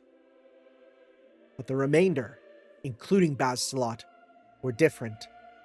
There were very few driven by ways of thinking that were unmage-like and yet not like those of ordinary people. Even among that minority, Bazelot had put down exceptionally deep roots in the Scladio family. His disposition made it difficult to understand. He was becoming something other than a mage. In his mind, his family already took precedent over the root. Bazelot was not a mage. He was not a magecraft user. He was not a clergyman. His soul had put down roots in the community called the Scladio family. Those roots were deep and entangled, so deep entangled, that a mage like Faldius could not hope to understand what drove him. Faldius did not know that yet. When she came to, Aika Seijo's consciousness was in a distant scene. Once Aika grasped her situation, she quickly realized that she was once again seeing Saber's past from his point of view. She was fully conscious, but felt as if her body were moving on its own. She remembered the last time she had seen Saber gallop across a field with his knights and had encountered a man called Saint Germain who was driving a car. This time, however, things seemed quite different. She was in an old-fashioned stone castle, surrounded by dazzling decorations, but the height of her eye relative to the table and the size of her hands, which she glimpsed occasionally, convinced Ayaka that this was a child's viewpoint. So, is this Saber's childhood? The body that did not respond well to her seemed to be playing a musical instrument. Even Ayaka's ears could tell it was a beautiful melody. The sound reverberated off the stone walls, falling on Ayaka's ears with the rich sound of orchestra despite coming from a single musician. It was hard to believe that it was a child playing. He did seem good with instruments. I guess he'd been that way since he was a kid, Ayaka thought. She heard his improvised playing at the nightclub. As soon as the performance ended, the adults around her began to sing her praises. "Magnificent Prince Richard, I can hardly believe you come this far in such a short time. And not just in music. Your Highness excels in the arts and in feats of arms as well. I hear that your Highness bested one of Her Majesty's personal guards in swordplay. Your Highness is truly the son of the incomparable Queen Eleanor." Praise was on the tongues of all the old-fashioned looking men ranged in front of her. But Ayaka understood. For better or worse, she was able to glimpse the fear and jealousy of her that lay behind those words. And judging by the gaze and behavior of the young Saber's body, he was not especially pleased either. A little while later, the boy returned to his room where a beautiful woman greeted him. "What's wrong, Richard? You look unhappy." Then the voice of the young Richard's body rang in Ayaka's ears. "Mother? What? Is this pretty lady Saber's mom?" The word majestic suited her. The woman radiated a presence that was not overshadowed even inside the luxurious castle. In fact, she made Ayaka feel that it would be no exaggeration to say that the castellan's soldiers were all there just to protect and enhance her. Just as Ayaka felt that this must be what what queens in stories were like, the woman, who might justly be called the personification of her beautiful homeland, addressed her with a mother's loving smile. "Tell me, Richard. I won't help you unconditionally, but I won't scoff at what you say either." At that moment, The young Richard hesitated for a moment, then spoke clearly to his mother. Mother, I'm frightened. Frightened? Of what? I can do anything. I can do it all well. Excuse me? That's a hell of a thing to say. Still, I guess... No, that was definitely a hell of a thing to say. Aika made 2 mental retorts, but there was naturally no sign of them reaching Richard. I studied swordsmanship, and now no one in the castle can beat me. I thought they must be holding back because I'm a prince, so I left the castle and attacked a bunch of bandits who prided themselves on their valor, but I vanquished them all without difficulty. What does this kid think he's doing? Is he an idiot? I mean, I guess he does sound like Saber, but still. It's the same with instruments. Once I learn one, I can play it perfectly in no time at all. Archery, painting, wrestling, hunting, fishing, spear fighting, horseback riding, shantrange? What is that? I'm Googling this. What is shantrange? What is that? Shantrange. Oh. That's just frickin' chess, you loser. That's literally just chess. 9 men's Morris. Alright, what's 9 men's Morris? What is 9 men's Morris? 9 men's Morris, that's just Chinese checkers. They all have stupid names. I master everything as soon as I start it. Before long, no one can beat me in any kind of game. Oh dear. I'll never make any friends at this rate. Everyone eyes me with envy. I want to get along with everyone. I want people to follow me, but what should I do? Would it be better if I held back and pretended to be bad at anything? Or everything? Whoa. If he weren't a kid, I'd want to give him a good kick in the behind. Still, normal Saber never says anything that bad. Well, maybe that means he's matured. Although, I got a feeling he hasn't really changed that much. Aika thought, exasperated, but then she remembered the mix of envy and fear in the eyes of the grown men earlier and felt a little sympathy for the young Richard. Well, I guess if people were always looking at him like that, it's no wonder he got a little twisted. Richard's mother, however, burst into raucous laughter. Didn't you promise not to laugh, Mother? Richard said sulkily. No, I said I wouldn't scoff. I laughed, but I'm not going to dismiss your meaning and feelings out of hand. Then, gently stroking Richard's cheek, the regal woman said, Listen, Richard. It's true that you're a genius. Oh, she sounds so sure. Aika was surprised, but Richard's mother continued, smiling. But that's all. What's the point of being a genius? Huh? You're just able to do things. That doesn't mean you've accomplished anything. Being able to do something has nothing to do with leaving a legacy. Richard's mother was comforting her as him as her son, but at the same time she was facing an individual and imprinting her words onto his soul. Before you show off your strength against bandits in town, you ought to think of a way to share the grief of the people those bandits tyrannized, and to overcome it with them. Be ashamed of the environment that created the bandits you bested, of the state of this kingdom. I'll share your shame. Then, embracing her son, Richard's mother continued. It takes more than just genius to make a hero, Richard. By the same token, a person becomes a hero when they see their own path through, even if they have no talent at all. A hero? Yes, a hero like King Arthur and the Knights of the Round Table, or Charlemagne and his paladins. Just like Sir Kay, who they say was the least talented of the Knights of the Round Table, became a hero who supported the Round Table because of who he was. You need to learn how they created this land and how they laid the foundations of people's hearts. If you really think you can do anything, Richard, then you should prize the ability to tell stories more highly than anyone else. Then she launched into a story of King Arthur and the Knights of the Round Table. Richard's mother told of Lancelot, Gawain, Tristan, Galahad, Percival, Gawain, Agravain, even the traitor knight Mordred, as if she had seen it all with her own eyes. So hold up. Those are all Fate servants. That's kind of fun. Those are, like, other than Sir Kay, but we've seen him at least in some stuff, like he exists. But yeah, those are all ones that we do know, like, yeah, exist in Fate. She must have gotten fired up as she went, because she started out scenes that struck Ayaka as overdoing it, even for myths. By the time she ended with incoherent ramblings like how the world began when King Arthur's Excalibur separated heaven and earth. Wait. And King Arthur learned of the wicked King Vortigern's plan to drop the moon on London and threw Merlin at the moon to knock it back. And Lancelot held off 5 billion picks with a single piece of straw to defend a lake. All right, so hold up. Okay, so this is canon. This sounds like a lost fight between Saber and Crimson Moon. Or perhaps Arkwyn. Right? That's interesting. That's really interesting. Okay.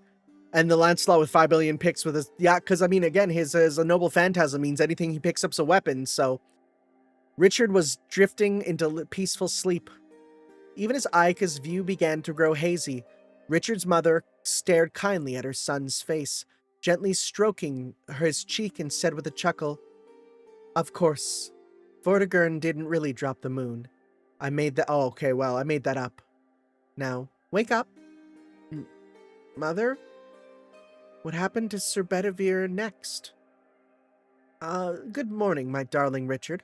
I'll tell you that next time. What? Then she changed her attitude slightly. But before that, Richard, I'll have to show you hell on earth. Huh? As your mother. I'll have to scold you for leaving the castle without permission to fight bandits. Richard's great mother, still grinning cheerfully, let loose a king-size thunderbolt. Okay, that's funny. And Ayaka's consciousness was hurled into darkness. Yeah.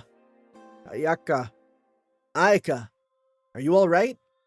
Saber's normal adult voice reached Ayaka's ears. What? When she woke up, she was in the church. Seeing Saber in front of her and remembering what had happened before her dream, she let up. What about your injuries? Are you all right? Yes. I'm not completely recovered, but I can move now. It has been more than half a day after all. Although I'd be in trouble if that golden archer's attacks had been the kind that consume you, spirit origin and all, or poison you. I see. Thank goodness. Ayaka heaved a sigh of relief. Saber briefly glanced away from her, then steeled himself and lowered his head. I'm sorry. I borrowed a lot of magical energy from you to get one of my companions to use healing magecraft on you. That's probably why you ended up sleeping past noon. I'm sorry. Saber sounded apologetic, but Ayaka gripped his arm firmly and said angrily, I don't care about that. That's not why I'm mad about you. Huh? Oh, you mean how I boasted and then lost? Well, true, that was... Idiot, that's not it either. It's not that at all. Ayaka's strained words to the confused Saber sounded more frustrated than angry. You left me in the church so that I could get them to protect me as soon as you died. Wasn't it? You said that in a Holy Grail war, the Overseer protects defeated masters. I thought that would be the best thing for you. If you got time to worry about me, try taking care of yourself. This isn't self-flagellation, Saber. I'd say the same thing if I were a king or queen. You need to take better care of yourself. Oh, damn it. There's a lot more I want to say, but I'm not good at finding the right words, and Thanks. You ended up protecting me again. Ayaka understood. Saber could have probably avoided the attack on the roof of the church if he wanted to. But if he had, the church would have been destroyed and Ayaka inside most likely would have died. Sorry. It seems I made you worry again. I ought to have lured him somewhere far away from the church, but I was sure that I could never beat the heroic spirit unless I hit him quickly, practically by surprise. No, I lost, so that's just an excuse. Saber sounded troubled. He sighed and looked up at the ceiling as he spoke. That golden heroic spirit saw through me too.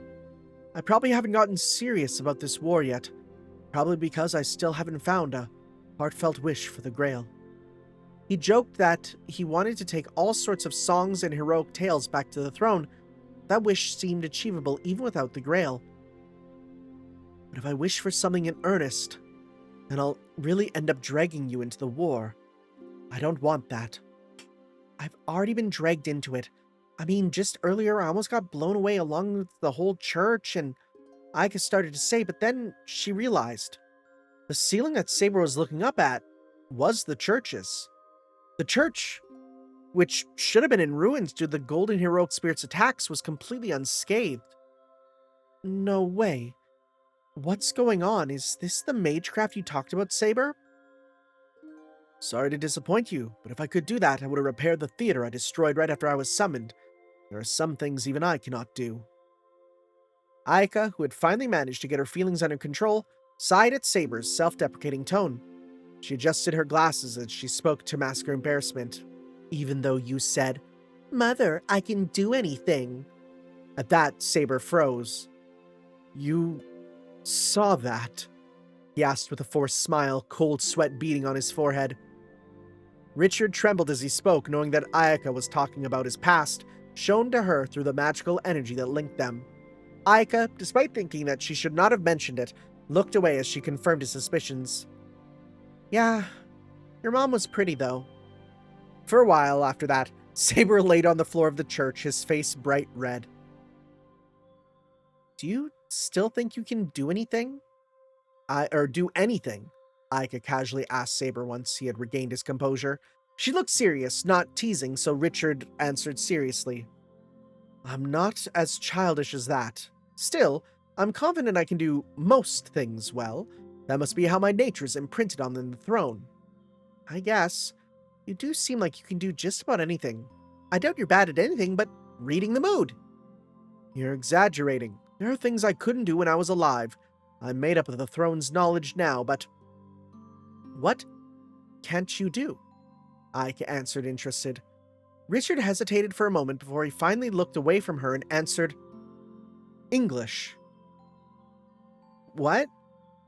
I could speak French, Italian, and Persian, Richard said dejectedly, but even though I was the King of England, I was hopeless at English.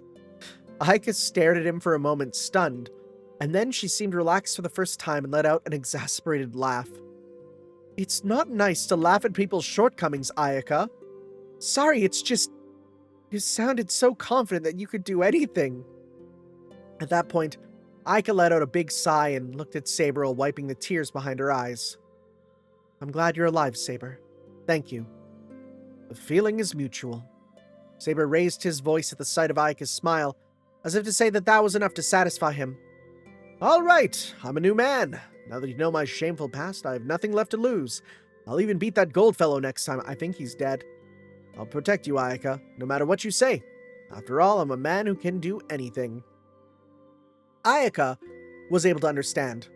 It was not bravado, and he was not the least bit downhearted. Even after having such a huge difference in strength brought home to him, even after coming so close to death, Richard was undaunted. Ayaka stared enviously of him until the atmosphere was disturbed by a visitor from outside.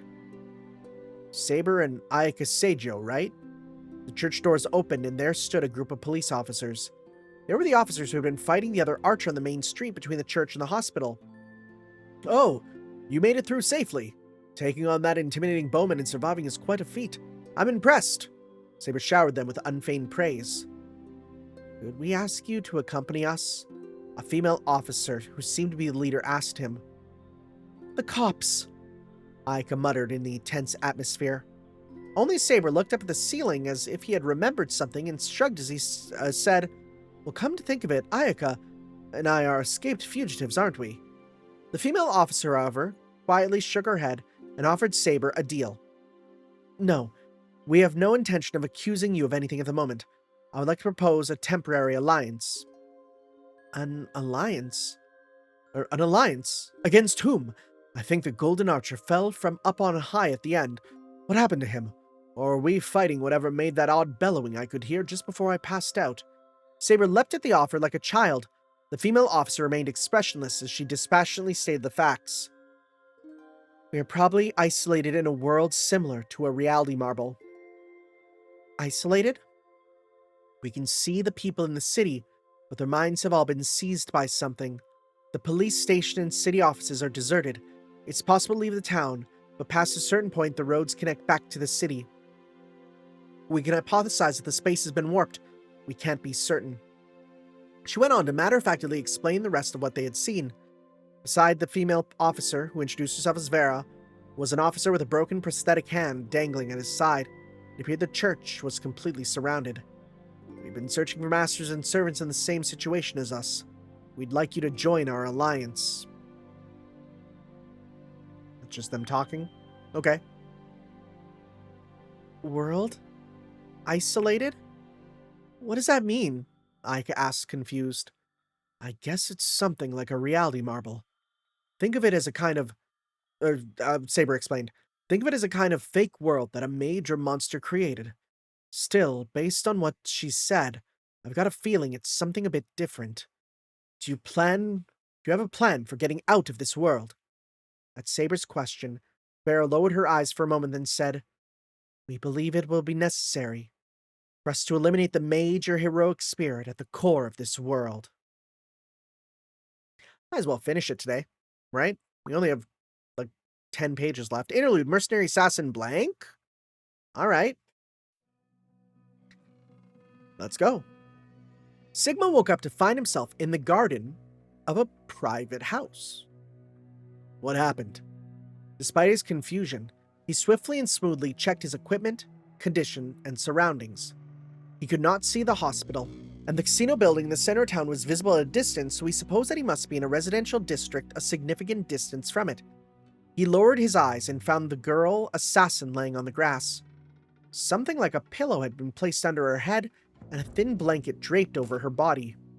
Upon closer inspection, he realized that a similar blanket had been laid over him and not a pillow, but a small cushion lay where his head had been. Did someone put us to bed? Assassin did not appear to be injured, and when he drew closer, he could see that she was breathing in her sleep. I've heard that heroic spirits manifested in temporary bodies generally don't require sleep. If that was the case, then her sleep could be the result of some external factor putting her spirit origin into a sleeping state. Did that hematophage do this? Sigma wondered, but that did not explain him being alive. The girl assassin seemed to have regained consciousness and slowly raised her black-robed figure on the fresh green lawn. What happened? Are you all right? Yes. Is that fiend? He's not here. At least I don't think so. He did not sense the hematophage's presence. That only unsettled Sigma. He was saying something disturbing at the end. Or no, that was her. He was saying something disturbing at the end. Assassin's words reminded Sigma of what the hematophage who called himself Jester had said. I can't wait to see you utterly defile its beautiful scenery with your own hands. That's probably a trap. We don't appear injured at first, but he could have slipped some spell into our clothes or bodies. Why do something so indirect? You could have finished us off while we were unconscious. You'd find twisted people like that anywhere. One of my superiors is one, and I'm sure the hematophage is too. Sigma matter-of-factly circulated magical energy to his body, checking for any strange spells. Almost as an afterthought, he described an example of twisted behavior. There are even magecraft users who will pretend to let someone go but place them under a suggestion to kill their wife and children as soon as they get home. Not for any real reason, just to enjoy their reactions. That's something Mr. Beast would do. That's a Mr. Beast thing. Those who forgot their goal of perfecting magecraft and used it for business or their own pleasure. Many of the most vicious magecraft users fell into that category. That said, mages would do crueler and more vicious things if they agreed with the goal of perfecting magecraft and mystery, so it was impossible to say which group was more dangerous. Assassin, who visibly frowned at Sigma's example, waved a hand in his direction and confirmed that there was no abnormal magical energy in his body, and using perception that came with meditative sensitivity, Zabania. I can see no signs of any strange spell on you. I'm not able to detect mental ties that don't rely on magical energy, but... Yes, my own analysis didn't find anything either. Are you all right? There is no need for concern. Sigma, who had no choice but to trust Assassin's words, started to survey their surroundings again, when he realized something unsettling. If the pattern held so far, Then one of the shadows, Watcher's familiars, should have been ready with a sarcastic remark the moment he woke up. But he could not even see the shadows, and the magical energy linking him to his servant, which he learned to sense over the past few days, was obviously weakened. What? He called out telepathically, but there was no answer from the shadows. He felt something like response, but could not meaningfully exchange information. It was like an internet connection that had suddenly been blocked by traffic. What's wrong? I can't contact my servant. I don't think he's dead, but... Lancer, if he hasn't been eliminated, then in the worst case, you should be able to use a command spell to summon him. A command spell, huh? I wonder what would happen if I used one. The shadows did say that Watcher is high up in the air. Sigma was telling Assassin and everyone else involved that his servant was Lancer Charlie Chaplin. Sigma himself still did not understand what Watcher really was. He sunk into thought, wondering how he ought to use his command spells. GPS is functioning. Sigma confirmed that the electronic terminal that was part of his equipment was working and checked his coordinates to pinpoint their location. Our relative position at Crystal Hill confirms it. We're in Snowwork Residential Area, a district of Snowfield. Snowfield had once been divided into a number of towns, which then had been unified into a single municipality. Sigma had been told that this district, which was sometimes called Snowwork City, was a remnant of that period, was a high-class residential area home to Snowfield's elite. Let's go. I'd like to avoid being threatened with guns for breaking and entering. Whoever had laid out the blankets and pillows for them was not necessarily the owner of the house. Sigma, aware the state's gun laws relax even for the United States, oh my god, started to head toward the road. Before he could find out who owned the garden, the door of the house opened. Oh, you're awake. A laid-back looking Asian man emerged. The sight of him made Sigma more wary than ever, although he was careful not to show it. He recognized the face from the documents Faldius and Francesca had given him. And you are? Sigma thought it would be rude to ask the man's name when they might be trespassing, but decided this was not the time to worry that and asked the question while preparing the counterattack immediately under the circumstances. The man, however, showed no sign of taking offense and introduced himself with a gentle smile. Oh, I'm Kuraoka. Nice to meet you. I'm the director of the private library next door. His answer matched the documents. The Kuraokas were publicly the managers of a nearby private library that operated on a membership system, establishing a position for themselves in Snowfield while taking the utmost care not to stand out. Kuraoka. He must be the father of the girl in the hospital. In which case, is he the one who called us here? Does he know of his father's condition, or is he pulling the strings? I may not have had much time, but I should have made asking Watcher about him a priority. One of Watcher's abilities was perceiving what took place in the city. That was limited to things that could be perceived with sight and hearing. It did not extend to people's minds. It was a vast quantity of information, but Sigma could only share it by questioning the shadows, meaning that he needed to ask about the information he wanted to know, like searching up on the web. Now that he was unable to contact those shadows, he was faced with an overwhelming lack of data about the man in front of him. Sigma decided to start by introducing himself first and observe the man's reactions. He felt confident that the man would not know about him, and he also felt no need to use a false name. I'm called Sigma. I'm ashamed to say it, but it looks like we were passed out in your garden. I remember being in town last night and feeling unwell, but after that... Oh, is that so? Well, apparently my daughter found you passed out in our garden this morning. We were just inside debating whether to carry you to a bed. I'd expect you to start by calling 911. Sigma had questions, but decided to go along with the man's story. I see. It must have been your daughter who brought us the blankets. A woman appeared from behind the man who called himself Kuraoka with an equally peaceful smile answered, Yes, when she brought out the blankets, I thought she'd found a puppy in the house again. Oh my god, that's a dead dog. But naturally, I never imagined she'd find people. She seemed natural at first glance, but Sigma sensed something hollow about her. As if to confirm his suspicions, Assassin whispered to Sigma so that only he could hear, Take care. This man and woman seem to be under the influence of someone's suggestion. Sigma suggested that. In which case, if anyone who had not been placed under suggestion appeared, we should be immediately suspicious of that person. At minimum, it would be reckless not to consider that person's intentions. That was Sigma's conclusion. That unaffected person might have appeared before him sooner than expected. Miss, are you all right? A little girl poked her head shyly from behind her mother. She looked like she might be about 10 years old. She stepped out from behind her mother and bobbed her head hastily but clearly of her own will. I'm Kuraoka Tsubaki, the name of a girl who was supposed to be hospitalized in a comatose state. The girl who assassin and the police had tried to save, who was supposed to be possessed by a servant, was standing in front of them in perfect health. Before Sigma had a chance to consider what that meant, the girl looked behind Sigma and Assassin and said, "That's my friend, Mr. Black." As she spoke, a strange presence that had not been there before grew behind Sigma and Assassin. Both immediately spun around and saw a jet black mass standing in the shadow of a large tree. Confronted by that just barely humanoid mass of darkness, Sigma and Assassin readied themselves fully alert, when Tsubaki's voice coming from behind them fell on their ears. He's really big, but he's not a scary person. Yeah, that's terrifying. I can hardly wait. A single figure surveyed the encounter from a distance, the dead apostle jester in the form of a boy about Tsubaki's age. I wondered what face you'll make when you realize this is the world's happiest hell, he said with an intoxicated grin at odds with his youthful appearance. And when you realize no one but me can leave it without killing Kuraoka Tsubaki.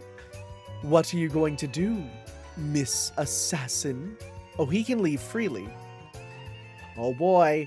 Bridge, we're in the final little part. One day atop a building. Here we go. Let's see.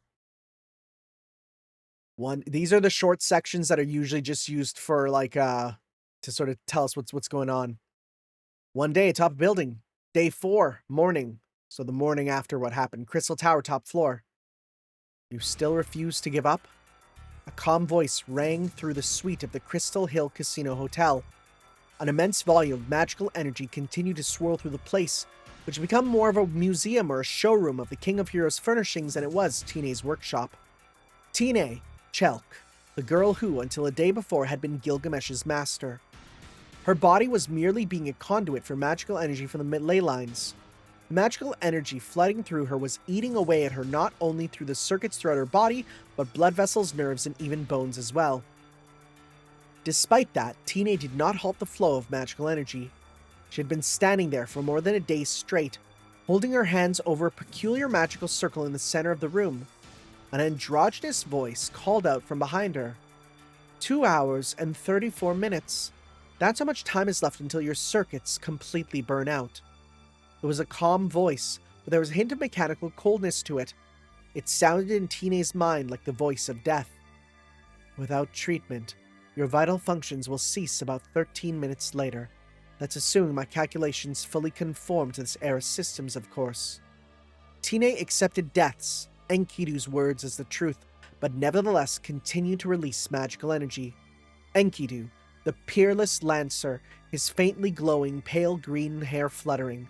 He stood behind Tine, staring down at the corpse that lay in the center of the magical circle with a twinge of sorrow in his eyes. Corpse was not precisely accurate. It, the spirit origin that until the night of 2 days ago had been a shining king, was continuing to die and not yet not living. A strange rainbow-colored stagnation was spreading from the hole gouged in its chest. It and the hydra venom spreading from his arrow wounds were eating away at each other. The only thing barely staving off the body's ongoing destruction was the pressure of the massive quantity of magical energy that Tine Chelk was pouring into it, halting the spirit origin's disintegration by brute force. I won't give up. I can't give up, Tine shouted, more to convince herself than in answer to Enkidu's question. Enkidu dispassionately stated the reality of the situation to her, his voice devoid of anger or sorrow. If Gil were alive, he would probably say, "Surely, mongrel, you are not so conceited as to suggest that your ineptitude caused my defeat." I know that, but even if he calls me insolent or executes me, I won't give up now.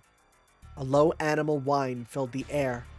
The silver wolf rubbed gently against Tine's legs, then looked up at Enkidu. This girl isn't like that girl called Ayaka. She's one of the humans you despise, Master. Oh, So Ike is not human. Okay. Are you sure? In response to Enkidu's question, the silver wolf repeated its low cry and lay down beside the girl. I understand. You're kind, master. Enkidu quietly crouched down, placed one hand on the silver wolf's back and the other on Teeny's right shoulder. A huge surge of magical energy rose from the silver wolf's body and enveloped Teeny's. What is... I forestalled your body's collapse using my master's magical energy. It's temporary, but you should last significantly longer than I calculated. Why? Without answering Teeny's question, Enkidu stared at his friend's corpse, enveloped in a shell of magical energy drawn from the land's ley lines, and murmured, It's like the cages of the underworld. What would Ereshkigal say if she saw this? Then, he reached out a hand into the shell. His skin melted and peeled back on contact with the torrent of magical energy, but Enkidu instantly regenerated it as he touched his heart to Gil's chest in its center. I want your help, Gil. I'd like you to wake up if you can. The King of Heroes' spirit origin was lost. Even if they did revive him, with his Gate of Babylon closed, they would not be able to neutralize the venom. Even so, Enkidu allowed a hint of emotion into his voice as he told his lifelong friend, I want to save her soul. The one I met before I was born as me. Oh, the prostitute. Yeah. Then he slowly rose, looking out at the window at the forest. Then he slowly rose and, looking out the window at the forest, which until the day before had been the headquarters, was now encroached on by magical energy that was not his own, directed a question at the center of his transformation. Are you in that spirit origin? The past, even earlier than his life? Or have even the memories of that flower garden all sunk into oblivion? Remembering things from before he had first been born into the world, he murmured, This time we will save you. All of you. Without showing emotion, he whispered her name, the name of the human he had once met, and his soul had been saved by, who he had re-encountered and, unable to save her soul, had destroyed alongside his friend. Are you still there? Huwawa? Right, we know about her. Next episode, Fake 6. All right. Well, zoom out a bit here for some of these. Let's go over some of the stuff here that we learned. Okay, Richard, Lionheart. Those are good stats. Apparently he can go EX, but BA to A++. Lionheart, skill that embodies the name Lionheart. Fearless courage, transformative skill. Okay, so it's like a charisma. Derived from anecdotes of Richard displaying prowess in all manner of fields, including martial arts, Skills he took interest in life are B or higher, and he learns new skills with extraordinary speed. Interesting. Superhuman speed.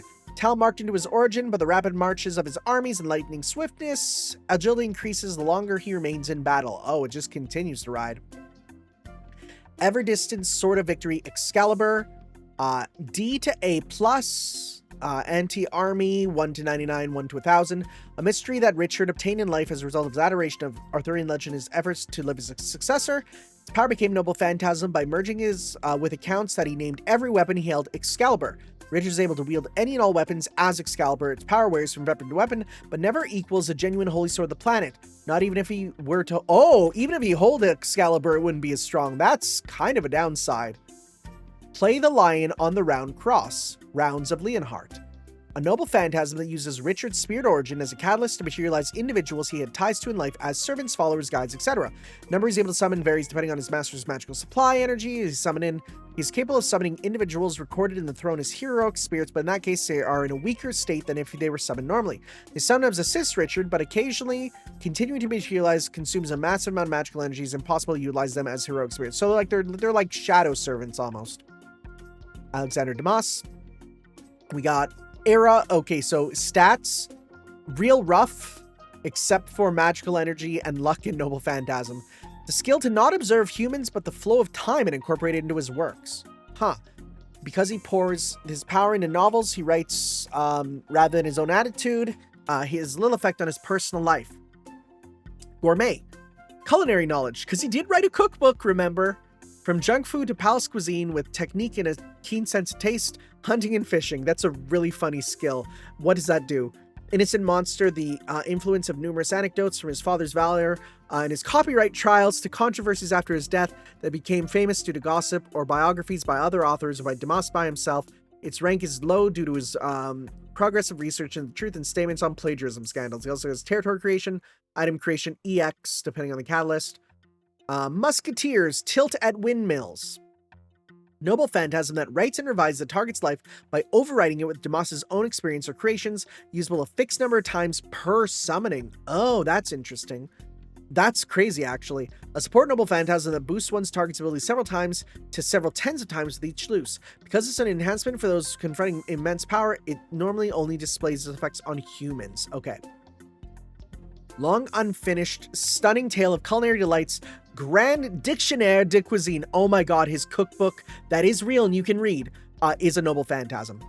A noble phantasm based on the fact that Damas worked on multiple collaborations and revisions of his life, his posthumous work, Le Grand Dictionnaire de Cuisine, and the fact that he was once the general manager of an archaeological museum dealing in ancient relics. It transforms the caster class skill item creation into modified, the ability to raise the rank of pre-existing items by creating anecdotes concerning them, making them pseudo-noble phantasms. Oh my god, that's the name of... That's your noble phantasm. That's cool. It's that one there. If Damas gets a relic that's A or higher, he will not be able to modify it because its anecdotes are already complete. Okay, that's cool. Those are cool. True neutral, lawful neutral. Okay, here we go. So, hello, Narita here. It's been a while. First and foremost, I'm sorry this novel volume took so long to publish. To begin with, I discovered that I had something the government classifies as an incurable disease. I won't die from it anytime soon, but I won't recover either. It's been several months in the hospital and think it's safe to say I'm healthy now. I hope it's just like autism.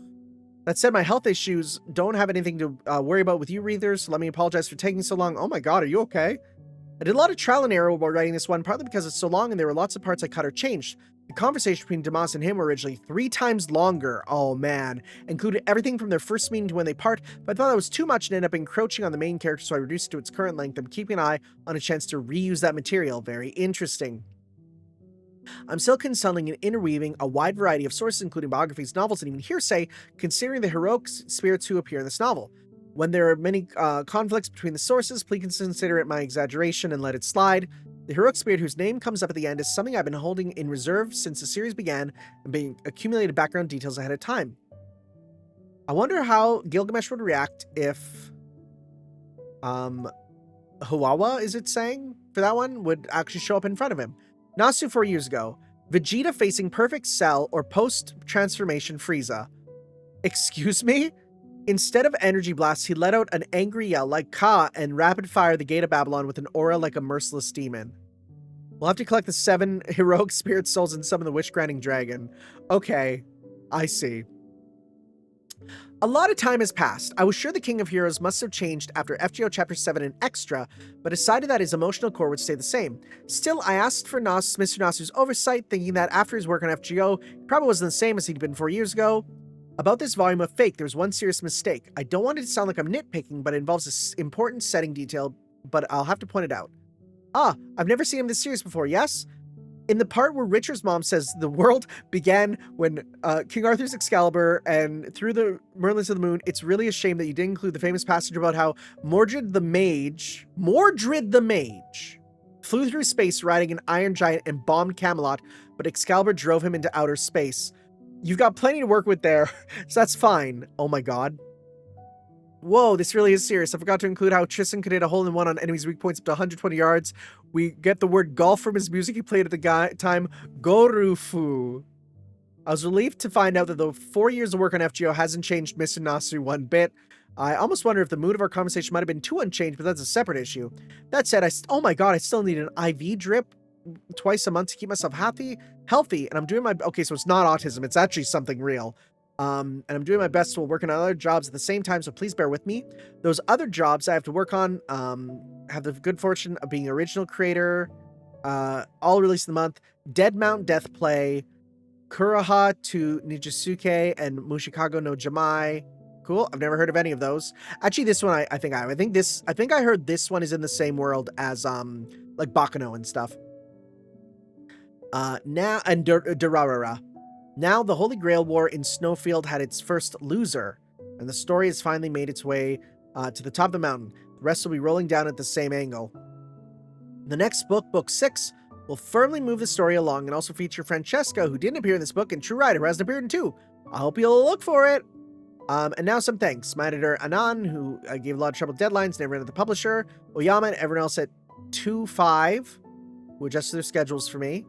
Sakurai Hikaru, who oversaw his lines with Dumas. And all the many writers. Okay, so yeah. Good. Because, yeah, Sakurai's the writer for Dante's, I'm pretty sure. Miwa Kiyome and everyone at Team Barrel Roll, who researched details about specific servants. Sanda Makoto, he looked up details of Major Society, and Elmaloy gave me a lot of feedback. Congrats on Case Files of Elmaloy getting anime. Flat will be in it too. Yay! Mori Shizuki, who provided many wonderful suggestions on the visual side of things. And most of all, Kanoku Nasu and everyone at Type Moon, who created Fate and overall saw my work and all the staff at Fate Grand Order. I was fortunate enough to be involved in the... you actually did Enkidu's Interludes. Oh, that's cool. And to all of you who picked up the book and read it, thank you all very much. February 2019. Still excited for the Code Geass movie I saw the other day. Narita Ryogo. All right. Well. So, Hawawa is involved. That's interesting, right? Huh. So that's going to be interesting. And hearing that Vegeta facing Perfect Cell, I wonder at who it's talking about, though. Unless, because it's talking about whose name comes up at the end. You're not talking about Enkidu, right? You're talking about Hawawa, I'm pretty sure. Huh.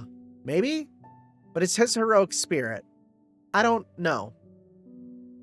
I'm assuming that means Hawawa, which is interesting. Okay. Well, thank you guys for listening. We'll be back with some more of this in a bit, because the anime is coming up soon, and I'm like really worried that I'll be at all. I think we're past the point where I'm worried about being behind, but at the same time, I don't know. We'll have to see. At the very least, we should be good for season 1 if it's going to be a 2-course sort of thing, but we'll be back in not too long. Thank you all for listening along with my reading here, and we'll see you next time for Volume 6. So we'll see you guys then. Ciao. Yo.